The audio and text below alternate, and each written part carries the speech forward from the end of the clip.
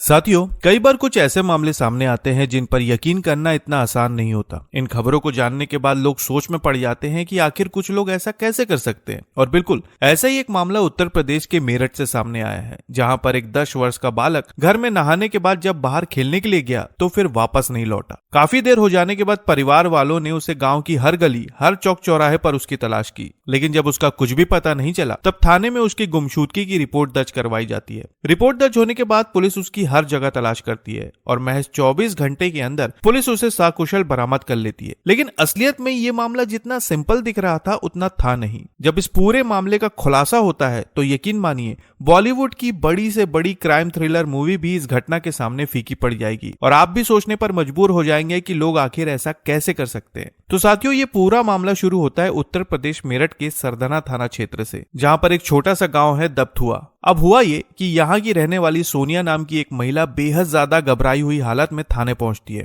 और पुलिस वालों से कहती है कि उसका 10 वर्ष का बेटा घर से बाहर खेलने के लिए निकला था, लेकिन काफी देर हो जाने के बाद जब उसका कुछ भी पता नहीं चला तब उन्होंने पूरे गांव में उसकी तलाश की, लेकिन वो कहीं पर भी नहीं मिला। लेकिन इसके बाद महिला कुछ लोगों पर आरोप लगाना शुरू करती है। कहती है कि उसके पड़ोस में रहने वाला मोहित और उसके अन्य 3 साथियों ने उसके बेटे को गायब किया है। अब इस जानकारी के बाद पुलिस रिपोर्ट दर्ज करती है और तत्काल बेटे की तलाश में जुट जाती है। बालक की तलाश में पुलिस की कई टीमें बनाई जाती है, लेकिन धीरे धीरे जब ये बात गांव में आग की तरह फैलने लगती है तो पूरे गांव में तनाव बढ़ने लगता है और आखिरकार पुलिस नामजद लोगों को हिरासत में लेती है और उनसे पूछताछ करना शुरू करती है। इस मामले में सीसीटीवी कैमरों की जांच की जाती है, लेकिन तब ये बात सामने आती है कि जब सोनिया का बेटा गायब हुआ था तब घर का सीसीटीवी कैमरा 1.5 घंटे के लिए बंद कर दिया गया था और शुरुआती जांच में ही जब ऐसी ऐसी चीजें सामने आने लगती है तो पुलिस भी दंग रह जाती है। और फिर जैसे जैसे जांच आगे बढ़ती है ये मामला उतना ही ज्यादा उलझता चला जाता है। लेकिन जब इस मामले का खुलासा होता है तो सच्चाई जानने के बाद हर किसी के होश उड़ जाते हैं।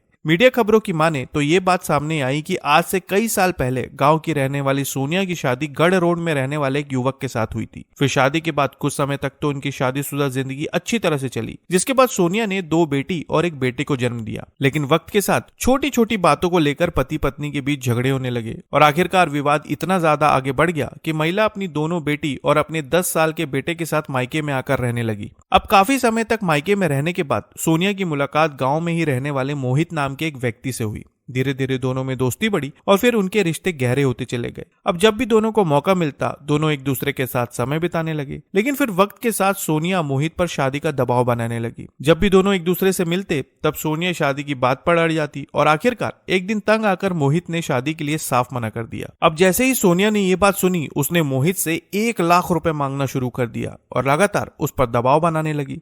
लेकिन मोहित ने उसे 1 भी रुपए नहीं दिए और आखिरकार जब सोनिया को लगा कि मोहित पैसे नहीं दे रहा है तो इस घटना से करीब 6 महीने पहले सोनिया ने मोहित के ऊपर झूठे दुष्कर्म का आरोप लगा दिया, जिसकी वजह से मोहित को जेल भी जाना पड़ा। और फिर जब मोहित जेल में था तब एक दिन सोनिया उससे मिलने जेल पहुंची और उसके सामने फिर से पैसों की डिमांड करने लगी। खबरों के अनुसार उसने मोहित से कहा कि अगर पैसे मिल जाएंगे तो वो कोर्ट में अपना बयान बदल देगी और बिल्कुल वैसा ही हुआ। रुपये मिलते ही सोनिया ने कोर्ट में अपना बयान बदल दिया, जिसकी वजह से मुकदमा खारिज हो गया और मोहित जेल से बाहर आ गया। लेकिन इसके बाद सोनिया फिर से पैसों के लिए मोहित पर दबाव बनाने लगी और इस बात को लेकर दोनों के बीच कई बार विवाद हुआ। लेकिन फिर ये बात धीरे धीरे गांव की पंचायत तक पहुंच गई, जिसके बाद इस मामले को लेकर 15 नवंबर को गांव में पंचायत हुई। भरी पंचायत में मोहित ने सोनिया से शादी करने के लिए साफ मना कर दिया, जिसके बाद महिला के परिजनों ने पंचायत के सामने उसकी पिटाई शुरू कर दी और खबरों में यह भी कहा जा रहा है कि उस वक्त महिला ने भी मोहित की पिटाई की थी। अब मोहित ने तो शादी करने से साफ मना कर दिया था, लेकिन इस बात को लेकर सोनिया बेहद ज्यादा गुस्से में थी और इसलिए